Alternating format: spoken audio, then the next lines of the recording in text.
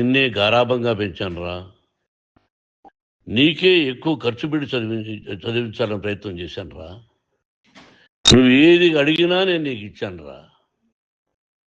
కానీ ఈ రోజున నువ్వు చేస్తున్న పని బిడ్డల గుండెల మీద తంతారంటారే, అలా తన్నేవరా. మనసు ఆవేదనతో కింగిపోతుందిరా.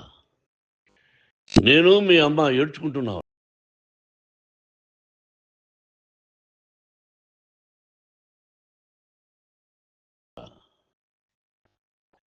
జర్నలిజం ఉన్నది లేనిది, లేనిది ఉన్నట్టు రాస్తున్నారా. నువ్వు నన్ను కొట్టడం ఏంట్రా? నా బిడ్డ నన్ను తాకలా. ఇద్దరం ఘర్షణ పడ్డాం కొన్ని కారణాల వల్ల. ప్రతి ఫ్యామిలీలోనూ ఉంటాయిరా ఇవి. లేనివాడు ఎవరైనా ఉంటే ప్రపంచంలో ఒకరున్నారేమో, 1% ఉంటుందేమో. అటువంటి వాళ్ళ ఇంటికి వెళ్ళి కాళ్ళు గడిగి నిద్ర పూసుకోవచ్చు. భారత భాగవత రామాయణాలు చూసావు కదరా. ఏమిటిది? మీ అమ్మ ఎంత కుమిలిపోతుంది ఈ రోజున హాస్పిటల్ చేరింది. నీ వల్ల హాస్పిటల్ చేరుతాను. చూడు మనోజ్, నీకు అన్నీ ఇచ్చిన ఈ రోజున నువ్వు నా గుండెల మీద తనడమే కాకుండా అపకీర్తి తీసుకొచ్చావు. ఏదేదో రాశావు, ఏదేదో చెప్తున్నావు. కొంతమంది జర్నలిస్టులు ఉన్నది లేనిది, లేనిది ఉన్నట్టు రాసే వాళ్ళ తత్వం వాళ్ళకి ఎందుకంటే టీఆర్పీ పెరగాలి. ఇది వాళ్ళ నైజం. మనం మార్చలేము. వాళ్ళందరి మీద మన కోర్టుకు వెళ్ళలేము. వాక్ స్వాతంత్రం అంటారు, ప్రజాస్వామ్యం అంటారు. ప్రజాస్వామ్యంలో కూడా కొన్ని హద్దులు ఉన్నాయి. ఇది నీకు తెలుసు అనుకున్నా. ఎంత మంచి నటుడివి నువ్వు. నీ భార్య మాటలు విని తాగుడికి అలవాటు పడిపోయావు. వింటున్నావా మనోజ్? ఎవరిని నమ్మాలో ఎవరిని నమ్మకూడదో పరిస్థితి తీసుకొచ్చావు. విద్యాలయాలు ఎంత గొప్పవిరా. మనం 25% కులమతాలకు అతీతంగా ఫ్రీ ఎడ్యుకేషన్ ఇస్తున్నాంరా. క్యాస్ట్ అనేది తీసేశాను రా 92లో ప్రాస్పెక్ట్స్లో. నువ్వు చదువుకున్నావురా. అక్కడ చదువుకున్న బిడ్డలు ఐఏఎస్, ఐపీఎస్ అయ్యారా. ఎంతోమంది గొప్పవాళ్ళు అయ్యారా. నువ్వు నటుడుగా ఎంతో గొప్పవాడివి. తాగుడికి అలవాడబడి నువ్వు నీ భార్య ఇంట్లో బిహేవ్ చేస్తున్న విధానం ఆ భగవంతుడు సర్వేశ్వరుడు తెలుసు. భగవంతుడు చూస్తున్నాడు రా. నేను తప్పు చేసినా, నువ్వు తప్పు చేసినా, ఎవరు తప్పు చేసినా. ఎంత అవకాశం ఇచ్చావు మాట్లాడుకునేదానికి అందరికీ. ఇన్ని సంవత్సరాల్లో మన విద్యాలయాల్లో ఒక్క తల్లి కానీ ఒక తండ్రి కానీ ఏమైనా చెప్పారా? ఆ బిడ్డలు మన బిడ్డలు రా. మీరెంతో నాకు అక్కడ ఉన్నవాడు కూడా నా కూతుర్లు, నా కుమారులు. ఎంతమందికి ఫ్రీ ఎడ్యుకేషన్ ఇస్తున్నావు. వాడి దగ్గర ఏది ఆశించరా. నువ్వు ఎందుకు ఇలా తయారైపోయావు? ఎందుకు ఇంట్లో ఉండే పని వాళ్ళందరినీ కొడుతున్నావు? పనివాడు వాడు పని చేసుకోవడానికి మన ఇంటికి వచ్చాడు రా. ఆ పనివాడిని కొట్టడం చాలా మహాపాపంరా. నేను వేరురా. నేను దండించడం వేరురా. నేను ఎవరిని ఆ చిన్న వాళ్ళని కొట్టి ఇచ్చేసి చేయలేదురా. సినిమా ఇండస్ట్రీలో మోహన్ బాబు కొడతాడు, తిడతాడు అంటే అది షూటింగ్లో జరిగి ఉండొచ్చేమో. కానీ ఇంట్లో ఉండి 10 సంవత్సరాల నుంచి 20 సంవత్సరాల నుంచి పనివాళ్ళు ఉన్నారు. నేను ఇంట్లో లేని సమయంలో వాళ్ళందరినీ కొట్టి వాళ్ళ ఫోన్ లాక్కొని ఒకడైతే చచ్చిపోవాలి. వాడు పోలీస్ కంప్లైంట్ ఇచ్చి ఉండొచ్చు. నేను వద్దు అని వాడిని బతిమాలాడు పోలీస్ కంప్లైంట్ కూడా ఇవ్వలా. ఇంకైనా నువ్వు నీ భార్య మారి బయట ఉండండి రా అన్నాను నేను. లేదు డాడీ, తప్పు చేయలేని ఒకసారి వచ్చావు, మళ్ళీ తప్పు చేశావు, మళ్ళీ వెళ్ళావు, మళ్ళీ ఈసారి తప్పు చేయనన్నావు. ఏమండి వీడు తప్పు చేయడం అని మీ అమ్మ చెప్పింది. ఇంట్లో పెట్టుకున్నా. మళ్ళీ నువ్వు చేస్తున్నది, ప్రతిరోజు నువ్వు తాగుతున్న విధానం నీకే తెలుసు. ఇది ప్రజలు నమ్ముతారా లేదా అనవసరం నాకు. నేను నీకు చెప్తున్నా, ఇంతటితో పులి స్టాప్ పెట్టాలి. 3 రోజుల నుంచి రకరకాలుగా రాస్తున్నప్పుడు నా మనసు ఆవేదనతో ఉంది. మళ్ళీ చెప్తున్నా, Mohan Babu university is greater than temples. Greater than temples. బిడ్డలను కాలేజీలో చేర్చుకునే ముందు చెప్తారు, అన్నయ్య ఎంత ఉంది యూనివర్సిటీ రూల్స్, ఇది మా పద్ధతి, మీకు ఇష్టమైతే చేర్చండి.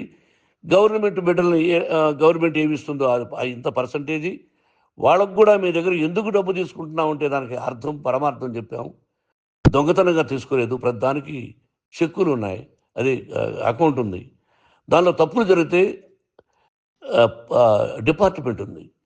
కాలేజీలో ఇంకేమైనా తప్పు జరిగితే గవర్నమెంట్ ఉంది. ఇవన్నీ నీకు తెలుసు.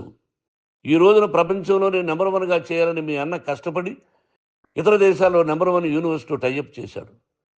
ఈ రోజు నువ్వు చేసిన విధానం ఏమిటి? నువ్వే ఒకప్పుడు నాకు ఇవి ఏమొద్దు నేను యాక్టింగ్ అన్నావు.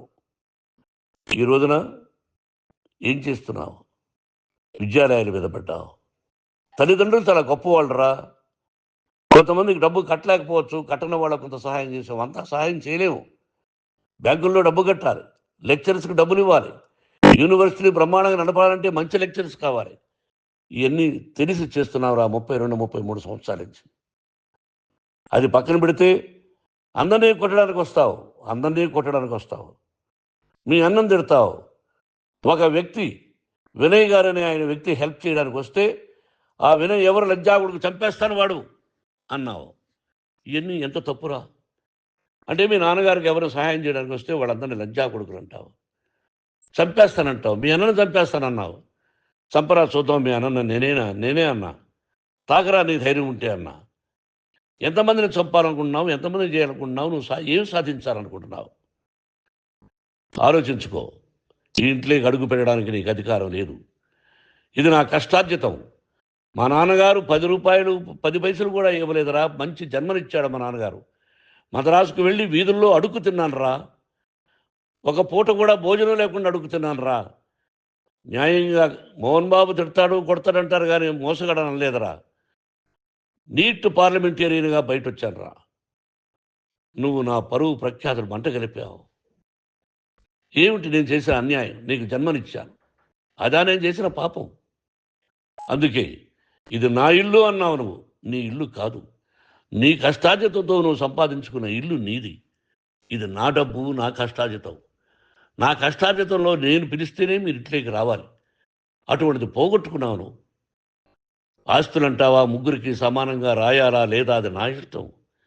ఆస్తులు ఇస్తానా, లేకపోతే గంగపాలు చేస్తానా, లేకపోతే ఎవరికైనా దానధర్మాలు చేస్తానా, అది నాకు సంబంధించిందిరా. నా కష్టార్జితం రా. మీరు చేస్తున్న విధానం గుణగణాలు కావాలరా. మందు తాగచ్చురా. ఎంత తాగాలి? నేను కూడా 1 or 2 పెగ్స్ తీసుకుంటా.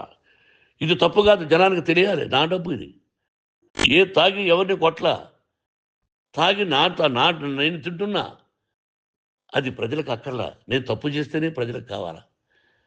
ఇవన్నీ ఉన్నాయిరా. ఇవన్నీ తెలుసుకో. జర్నలిస్ట్ సోదరులారా, మీకు నా గతాన్ని తెలుసు, నా భవిష్యత్తు, నేను ఎక్కడి నుంచి వచ్చాను కూడా మీకు తెలుసు. ఈ రోజున మీరు రాస్తున్న విధానం, నా బిడ్డ నన్ను కొట్టాడన్నారు. ఎంత తప్పు! ఈ రోజున నా బిడ్డ మీద కోపంతో అవును చెప్పచ్చు. కాదు, వాడు నా మీద చెయ్యెత్తలేదు. నేను ఘర్షణ పడ్డాం. ఘర్షణ వేరు, కొట్టుకోవడం వేరు. గాయాలతో హాస్పిటల్కి వచ్చి కుంటుకుంటుగా నడిచాడు. మళ్ళీ ఏమని పోలీస్ స్టేషన్కి వెళ్ళి చెప్పాడు. ఎవరో 2 ఉన్నారు, వాళ్ళిద్దరూ నా మీద దాడి చేశారన్నాడు. నా ఇంట్లో పనిచేస్తున్న వ్యక్తుల గురించి పోలీస్ స్టేషన్కి వెళ్ళి చెప్పవలసిన అవసరం అతనికి లేదు, హక్కు లేదు. పోలీస్ డిపార్ట్మెంట్ కూడా తెలుసుకోవాల్సిన విషయం. నా ఇంట్లో ఉండే వర్కర్స్ మీద నేను కంప్లైంట్ ఇవ్వాలి. నువ్వు పర్మిషన్ లేకుండా నా ఇంట్లోకి నువ్వు చొరబడి ఇల్లు నాదంటూ ఇంట్లో పనిచేస్తున్న వర్కర్స్ మీద కంప్లైంట్ ఇచ్చావు. అది ఎంతవరకు పోలీసు న్యాయమో రూల్సో చూద్దాం.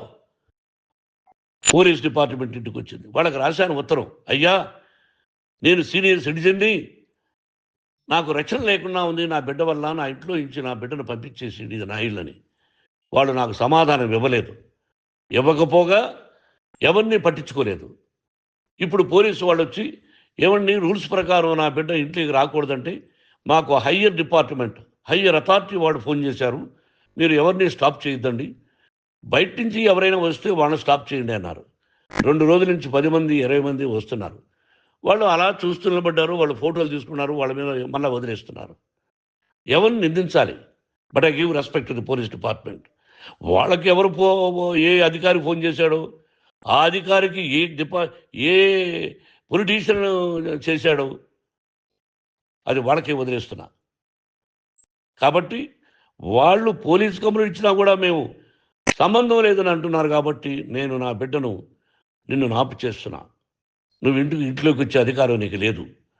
నువ్వు వచ్చి నీ బిడ్డను తీసుకెళ్ళు. సంతోషం. నువ్వు రాలేదు, నీ బిడ్డను జాగ్రత్తగానే చూసుకుంటాం. Take care your daughter, that's all. మీ అమ్మ హాస్పిటల్లో అడ్మిట్ అయింది. రేపో ఎల్లుండో మీ అమ్మను పిలిపించి బాగైన తర్వాత ఇదిగో నువ్వు నీ కొడుకు బిడ్డను తీసుకెళ్ళి వాడికి అప్పచెప్పని చెప్తాను పోలీసు వాళ్ళ ఆధ్వర్యంలో. ఇది 100% జర్నలిస్టు సోదరులారా, పులి స్టాప్ పెట్టండి. మీకు కుటుంబాలు ఉన్నాయి, మీ యజమానులకు కుటుంబాలు ఉన్నాయి. మీ కుటుంబాల విషయాలు, మీ యజమానుల కుటుంబాల విషయాలు మేము ఎవరు జోక్యం కలిగి చేసుకోరా. మేము నటీనటులం. మాది తప్పుంటే నటుడుగా నన్ను ఫెయిల్యూర్ అని రాయండి, నా నటన బాగలేకపోతే రాయండి.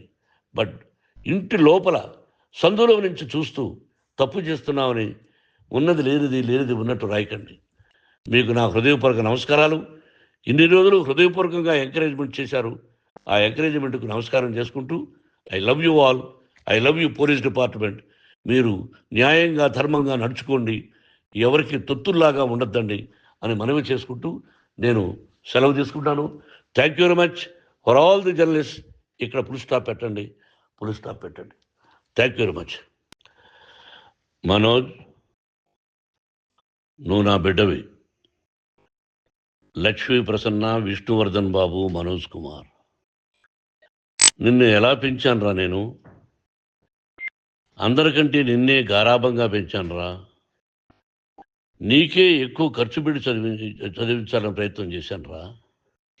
నువ్వు ఏది అడిగినా నేను నీకు ఇచ్చానురా. కానీ ఈ రోజున నువ్వు చేస్తున్న పని బిడ్డల గుండెల మీద తంతారంటారే, అలా తన్నేవరా.